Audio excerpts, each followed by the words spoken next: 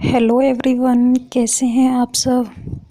उम्मीद करती हूँ कि बहुत अच्छे होंगे। तो यहाँ पे मैं कर रही थी, ठंडी पड़ने लगी थी ना, तो मैं दोनों बाबुओं के कपड़े निकाल रही थी सर्दियों के। तो मैंने बेड में से कपड़े निकाल लिए थे सर्दियों के। यही देखो, बाबू को टोपा पहना दिया है। और जो गर्मियों के कपड़े थे उनको रख दूँगी मैं अलमारी में से निकाल के, और जो सर्दियों के कपड़े हैं उन्हें रख दूँगी अलमारी में। और ये देखो, बेड पे जो रखे हैं ना ये कपड़े, ये गर्मियों के कपड़े हैं। और जो सर्दियों के कपड़े हैं उन्हें तेल लगा लगा के रख रही थी मैं। अभी मुझे एक बार उन्हें वॉश भी करना था, तो जिस दिन मशीन लगाऊंगी उस दिन वॉश कर दूंगी। तो उनकी जो महक है थोड़ी बहुत हो जाती है बेड में रखे रखे, तो वो सब कुछ निकल जाएगी। ये देखो, बिटिया रानी कपड़ों में वो लंच बॉक्स भी रख देती है अपना। तो अभी इकांशी तो स्कूल गई हुई थी, तो छोटी बाबू थी मेरे पास। अभी देखो, रोने लग रही थी, ये बार बार रो रही थी।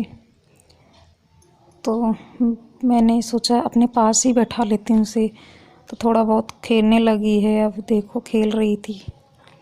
और मेरे पास रहती है तो इतना नहीं रोती है, दूर बैठा देती हूँ तो रोने लगती है। और आज है छोटी दिवाली, और मेरा ब्लॉग थोड़ा लेट जाएगा छोटी दिवाली के दिन। तो मैं यहाँ पे कपड़े वगैरह रख के, और देखो बाबू उससे बातें भी कर रही थी, उसे खिला भी रही थी, और अपना सारा काम भी कर रही थी मैं। तो क्या बोल रही थी यार, भूल भी जाती हूँ।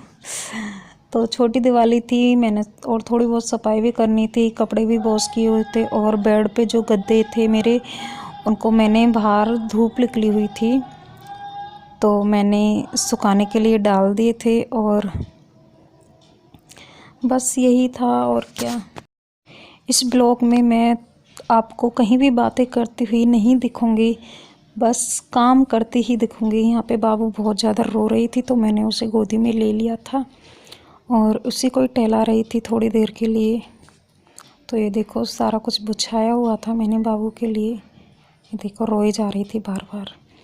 तो इधर मैं दूसरे वाले रूम में आ गई थी। इधर मेरा सिंगल बेड रखा था। मेरे बेड में बहुत ज़्यादा सामान भरा हुआ था, तो उसमें जगह नहीं थी, इसीलिए मैं मम्मी वाले रूम में, यानी कि मम्मी वाले बेड में रख दूँगी गर्मियों के कपड़ों को।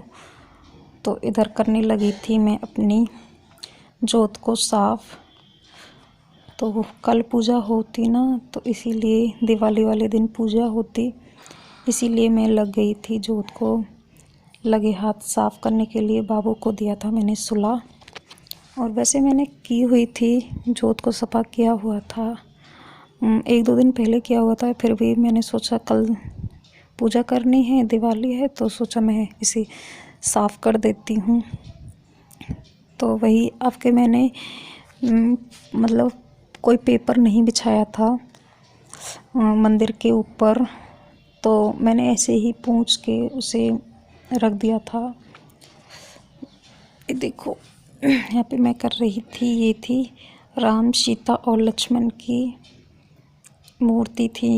ये शीशे में जड़ी हुई थी, तो इसे मैं रख दूँगी जोत पे। और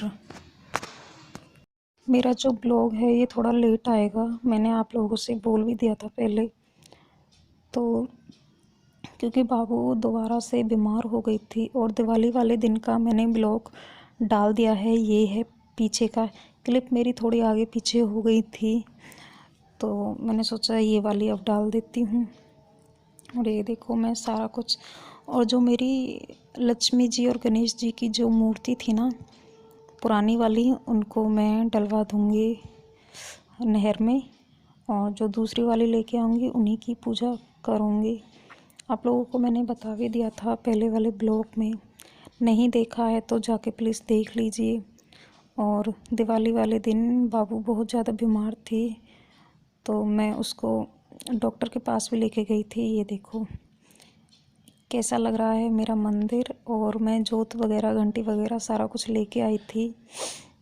तो ये देखो, तो चलो मिलती हूँ आप लोगों को नेक्स्ट वीडियो में, क्योंकि मैंने ब्लॉग बनाए तो थे लेकिन छोटे छोटे ब्लॉग बनाए हुए थे।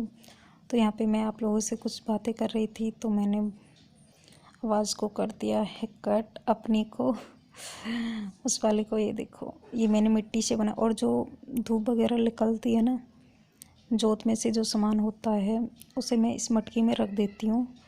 और ये कैलेंडर थे अगोई अष्टमी और करवा चौथ के, इनको मैं इसी में रख देती हूँ। और इसमें रखा था मेरा घी, तो मैं इनको जब ये मटकी भर जाती है ना तब मैं इसे नहर में डलवा देती हूँ। तो आप लोग बताइएगा ज़रूर मेरा ब्लॉग कैसा लगा आप लोगों को। तो चलो मिलती हूँ आप लोगों से नेक्स्ट